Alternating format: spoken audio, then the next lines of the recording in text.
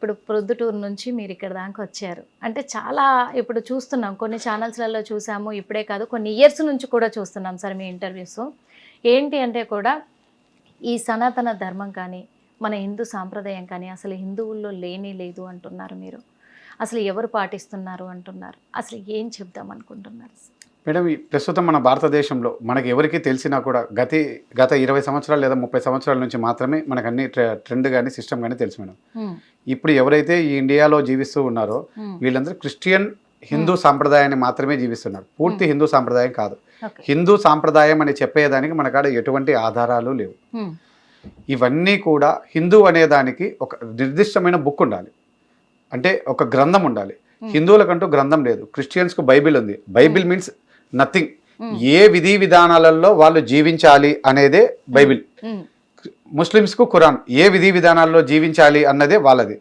ఆ విధి విధానాలు ఎప్పుడైతే వాళ్ళు జీవించారో ఆ జీవించని వారికి వాళ్ళు తరిమేదానికి కానీ తీసేసేదానికి కానీ నువ్వు మాకు వద్దు అనేదానికి కానీ వాళ్ళకి ఇద్దరికి సమాన హక్కులు ఉన్నాయి.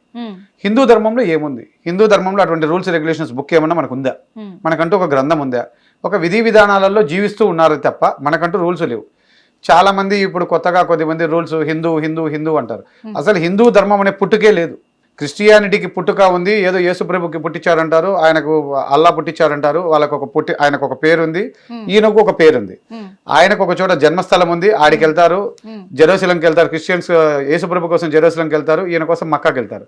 మళ్ళీ హిందువులకు పుట్టుక దేవుడు ఎవరో తెలియదు, పేరు తెలియదు, ఎక్కడికి వెళ్తే ముక్తి వస్తుందో తెలియదు. మళ్ళీ అటువంటిప్పుడు మనం ఆ పేరుతో వ్యాపారం చేస్తున్నామే తప్ప ఇంతకాలంగా ఎటువంటి విధి విధానాలు అప్పటి నుంచి ఇప్పటి వరకు కూడా రాసుకోలేదు.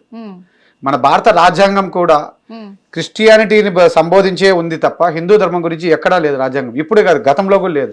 దానికోసం క్రిస్టియన్స్ కి బైబిల్ ఉంది, ఇటు ముస్లిమ్స్ కి ఖురాన్ ఉంది అన్నారు. అంటే మరి మన హిందూ ధర్మ సాంప్రదాయ ప్రకారము ఉన్న భగవద్గీత, రామాయణం ఇవేవి కూడా కథలు మాత్రమే మేడం. అవి కథలు మాత్రమే, అంటే జరిగిన కథలే. ఒకటి కూడా చూపిస్తూ ఉన్నారు, ప్రజలు ఇలా ఉండాలి, మనిషి అన్న తర్వాత వాళ్ళు మనుగడ ఇలా కొనసాగించాలి, ఇలాంటి సాంప్రదాయాలు పాటించాలని భగవద్గీతలో కూడా ఉంది. అంటే అది పనికిరానిదేనా? ఇంకా అది మేడం భగవద్గీతలో కానీ రామాయణంలో కానీ చాలా ఉన్నాయి మేడం. ఒకటి కాదు, రెండు కాదు. ఒకవేళ అదే ప్రామాణికంగా తీసుకున్నట్టయితే రామాయణంలో శ్రీరామచంద్రుడు అడవికి వెళ్ళినప్పుడు సీతాదేవిని రావణాసురుడు తీసుకెళ్తే ఈయన 1,00,000 మందినో దాదాపు ఎంతో మందిని చంపి తీసుకొచ్చాడు. మళ్ళీ అలా చంపి తీసుకొచ్చినప్పుడు అతను దేవుడు ఎలా అవుతాడు?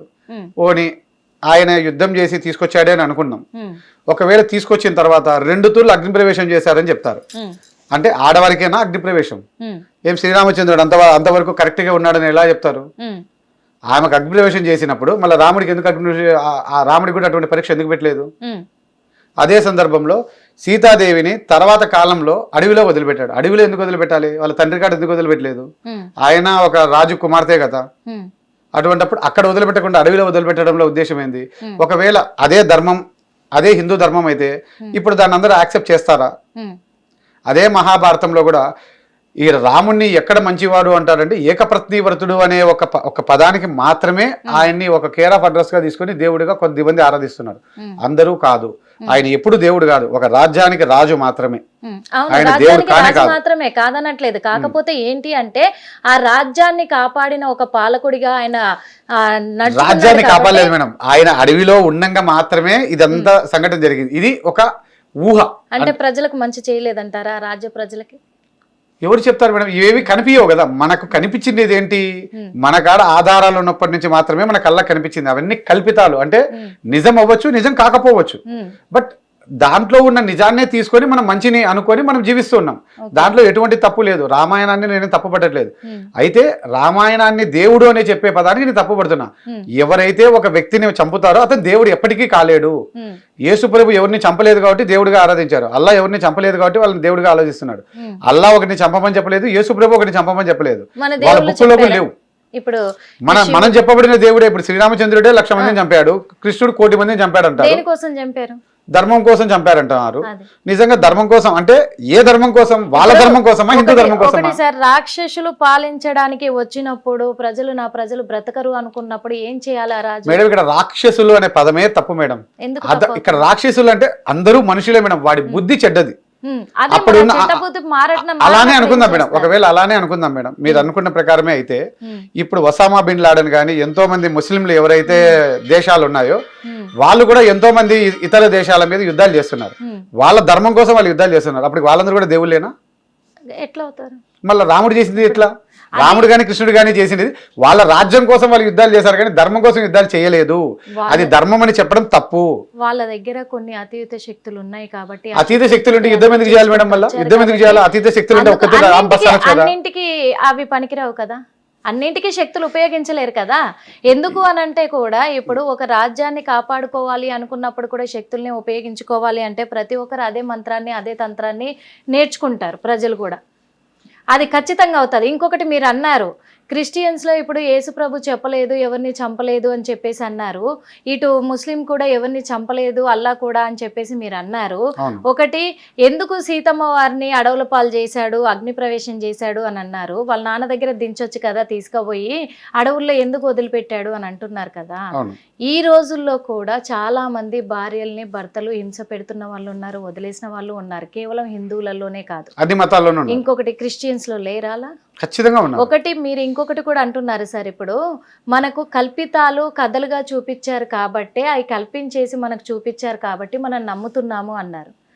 అంతకుముందు ఏం జరిగిందో మనకు తెలియదు అని చెప్పేసి అన్నారు. ఇప్పుడు యేసు ప్రభు అంటే క్రిస్టియన్స్, నేను అలా నిందించట్లేదు సార్, ఎందుకంటే క్లారిటీ కోసం నేను అడుగుతున్నాను.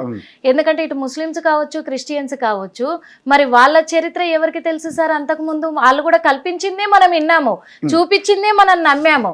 యేసు ప్రభువుని శిలువకేసి కొట్టింది వాళ్ళు సినిమా పరంగా చూపిస్తేనే మనం నమ్మాము. ప్రతిదీ మనకు తెలిసినది కానీ ఎవరికి తెలిసింది కానీ సినిమాలు సీరియల్ ద్వారానే తప్ప అది కూడా లేదా బుక్కుల్లో కొంత ఉండడం వల్ల. మీరు ఇప్పుడు ఇక్కడ మీరు అన్నదాన్ని నేను చెప్తా చూడండి మేడం, ఈ యేసు ప్రభు కానీ అల్లా కానీ వాళ్ళు నమ్మారు అంటే ఆయన చెప్పిన వ్యాఖ్యానాలను, ఆయన చెప్పిన వార్తలను. ఎవరు ఒక్కసారి అది క్లారిటీ ఇవ్వండి సార్. అల్లా మహమ్మద్ ప్రవర్త అనే అతను ఒక మతాన్ని స్థాపించారు అని అన్నాడు. నన్ను కొలవండి, నన్ను ఆరాధించండి అని ఏ మతంలోనూ ఎవరూ చెప్పలేదు. వారు చెప్పిన మాటలను ఆచరించి మంచి జీవితాన్ని పొందండి అని మాత్రమే చెప్పారు, ఆచరించమని చెప్పలేదు. నన్ను పూజించండి, నన్ను ఆరాధించండి, నేను కోరికలు తీరుస్తాను అని ఎక్కడ ఎవరు చెప్పరు. ఒకవేళ నిజంగా అలా చెప్పి ఉంటే మళ్ళీ ప్రతి ఒక్కరు ఆ మతంలో వాళ్ళు కొలుస్తున్నారు, ఈ మతంలో వాళ్ళు కొలుస్తున్నారు, అన్ని మతాలు కొలుస్తున్నారు. మరి దేవుడు ఎందుకు తీర్చట్లేదు? అక్కడ దర్గాలకు ఎందుకు పోతున్నారు మరి ముస్లిమ్స్? వ్యాపారం కోసం. కేవలం దర్గాలు కానీ మసీదులు కానీ దేవాలయాలు కానీ చర్చిలు కానీ కట్టమని ఎప్పుడు ఎక్కడ ఏ గ్రంథాల్లో రాయబడలేదు, రాయరు కూడా. వీరు అసెంబుల్ అయ్యేదాని కోసం వాటిని ఏర్పాటు చేసుకున్నారు. అంటే ఎవరి ఇంట్లో వాడు కూర్చొని మాట్లాడుకోలేరు కాబట్టి మనందరం కూర్చొని ప్రేయర్ చేసుకునే దానికోసం, మాట్లాడుకునే దానికోసం అని మసీదులు చర్చిలు దేవాలయాలు కట్టారే తప్ప అక్కడ కూర్చొని పూజలు చేసేస్తానే అన్ని కోరికలు తీరిపోతాయి అనేది కాదు. నిజంగా కోరికలు తీరవు మేడం, సమస్యలు పరిష్కారం కోసం ఏర్పాటు చేసుకున్నవే ఆ మందిరాలు. అవి మందిరాలు అనుకోవాలి. తర్వాత కాలంలో వాళ్ళ పేర్లు ఎవరికి వాళ్ళు పెట్టుకున్నారు అంతే. మొట్టమొదటిగా మీరు ఒక మాట చెప్పారు, క్రిస్టియన్స్ కి బైబిల్ అనేది ఒకటి ఉంది, బైబిల్లో రాసి పెట్టారు, అందుకే వాళ్ళు పద్ధతులు పాటించుకుంటూ వెళ్తారు. ఇటు ముస్లిమ్స్కి ఏమో ఖురాన్ అనేది ఉంది, అందులో పద్ధతులు పాటిస్తారన్నారు. మరి ఇంత పద్ధతులు పాటించేటోళ్ళు ఇప్పుడు మీరు అన్నారు ఎవరు పెట్టలేదు పూజించమని, కానీ ఇదంతా కూడా ఒక మోసము అని చెప్పేసి వాళ్ళ స్వార్థం అని చెప్పేసి అంటున్నారు కదా. వాళ్ళ స్వార్థం కాదు మేడం, మత గురువులు ఎవరైతే ఉన్నారో వాళ్ళు తీసుకొచ్చిన విధానం ఏంది అంటే మరి ఇప్పుడు వాళ్ళకి అన్ని బుక్కులు ఉన్నా కానీ మరి వాళ్ళు ఎందుకు సార్ అంత నీతి నిజాయితీగా ఉండలేరు? ఇప్పుడు మనకు లేదు, హిందువులకు లేదు అని మీరు అన్నారు, వాళ్ళకంటూ 2 బుక్కులు ఉన్నాయి. మన హిందుత్వానికి ఎక్కడి నుంచి ఉంది, ఏ పుస్తకం లేదు, ఎక్కడ కూడా రాయబడలేదు కాబట్టి ఒక ఐకమత్యత లేదు, పాటించట్లేరు అంటున్నారు. మరి ఆ బుక్కులు ఉన్న వాళ్ళు ఎందుకు పాటించట్లేరు? మరి బుక్కులు ఉన్న వాళ్ళు పాటించట్లేదు అనేది లేదు మేడం, బుక్కులు ఉన్న వాళ్ళందరూ కొద్దో గొప్ప పాటిస్తున్నారు. అంటే ఒక చోట అసెంబుల్ అవుతున్నారు, వాళ్ళందరూ వింటున్నారు, అందరూ మంచి వాళ్ళు అందరూ చెడ్డ వాళ్ళని నేను చెప్పడం మేడం, వాళ్ళందరూ అసెంబుల్ అయ్యి కొద్దిగా వింటున్నారు. ఈ సంఘాలన్నీ ఏ విధంగా నడుస్తున్నాయి అంటే గతంలో చనిపోయిన వాళ్ళు ఇచ్చిన ఆస్తుల ద్వారాను, ప్రస్తుతం ఎవరైతే ఆ మతాల్లో ఉన్నారో వాళ్ళు ప్రతి నెల డబ్బు కట్టాలి, ఆ డబ్బు కట్టే దానికోసమే ఈ సమస్యలన్నీ. ఇప్పుడు మసీదులకు కూడా మన దేశంలో ఇన్ని మసీదులు లేవు. ఇన్ని మసీదులు ఎలా వచ్చాయి అంటే విదేశాల్లో ఉన్న ముస్లింలు ఈ దేశంలో మసీదులు కట్టుకునేందుకు విరాళాలు ఇచ్చారు, విదేశాల్లో ఉన్న క్రిస్టియన్లు ఈ దేశంలో కట్టుకునేందుకు చర్చలకు విరాళాలు ఇచ్చారు. ఆ డబ్బుల కోసం ఆ మతంలో చేరితే ఆ డబ్బులు మనకు వస్తాయి, మనకు వర్కులు వస్తాయి, మనకు ఉపాధి ఉద్యోగాలు వస్తాయి అన్న దానికోసం చాలా మంది కూడా ఓకే ఆ బిలీవ్నెస్ లోకి వెళ్ళిపోదాం, మనకు పిల్లలు ఇస్తారు, డబ్బులు ఇస్తారు, ఉద్యోగాలు ఇస్తారు, పిల్లలు ఇస్తామంటున్నారు, ఎందుకు వెళ్ళిపోకూడదు? మతం అనేది వీళ్ళే మేడం. ఇక్కడ నేను కొట్లాడుతున్నది కూడా అదే. అయ్యా హిందూ మతం అంటున్నారు, హిందూ మతాల్లో దేవాలయాల్లో కొన్ని లక్షల కోట్ల రూపాయలు ఉంది, దాన్ని మీరు ప్రజల్లోకి తీసుకొచ్చినప్పుడు మాత్రమే హిందూ మతం బతుకుతుంది. హిందూ మతం దేవాలయాలను డబ్బులు తీసుకుంటుంది కానీ దేవాలయాలు తిరిగి ఏమిస్తున్నాయి మనుషులకు? ఆ డబ్బులు ఎందుకు అట్లే పెట్టుకున్నారు? ప్రజలకు హిందువులకు ఎందుకు పంచరు? అదే విధానాల్లో ముస్లింలలో క్రిస్టియన్లలో కూడా కొన్ని వందల ఎకరాలు ఉన్నాయి. మన ఆంధ్రప్రదేశ్లో తీసుకుంటే కొన్ని చర్చిలకు కొన్ని వందల ఎకరాలు ఉన్నాయి, మసీదులకు ఉన్నాయి. అవన్నీ ఆ ముస్లిం ప్రజలకు ఎందుకు వినియోగంలోకి తేరు? ప్రభుత్వాలు పథకాలు ఇస్తున్నాయి, ఎందుకు ఇవ్వాలి? ప్రభుత్వాల పని పథకాలు ఇవ్వడం కాదు, అందరికీ కొట్లాటలు రాకుండా మౌలిక వసతులు కల్పిస్తూ ఉద్యోగాలు కల్పించడం వరకే వాళ్ళ పని. ఏ కులాలకు ఏ మతాలకు పథకాలు ఇవ్వకూడదు. ఎందుకంటే మతము కులము అనేది వాళ్ళ వ్యక్తిగతం. వ్యక్తిగతానికి ప్రభుత్వానికి ఏం సంబంధం? ప్రభుత్వం ఏ విధంగా వాడు బీదవాడని చెప్పిస్తుంది? వాడిని బీదవాడిగా చేసింది ప్రభుత్వమా వాడి మతమా? వాడి మతాన్ని పోయి వాళ్ళ దేవుడిని అడగాల, ఏమయ్యా అల్లా నన్ను బీదోడిగా ఎందుకు పుట్టించినావు? ఏం యేసు ప్రభు నన్ను బీదోడిగా ఎందుకు పుట్టించినావు? ఏం ఈశ్వర, ఏం వెంకటేశ్వర నన్ను ఎందుకు బీదోడిగా పుట్టించినావు అని మన మతాన్ని పోయి అడగాల. మన దేవుడికి డబ్బులు కట్టినప్పుడు మనకి ఎందుకు దేవుడు తిరిగిలే? అప్పుడు దేవుడు నిందించాలి కదా. ప్రభుత్వాన్ని నిందిస్తాం, మన ప్రభుత్వానికి ఏం సంబంధం? హిట్ టీవీ యాప్, ఇందులో short news, live news, entertainment shows, movies, digital magazines తో పాటు మీ జిల్లా వార్తలను కూడా ఫ్రీగా చూడొచ్చు.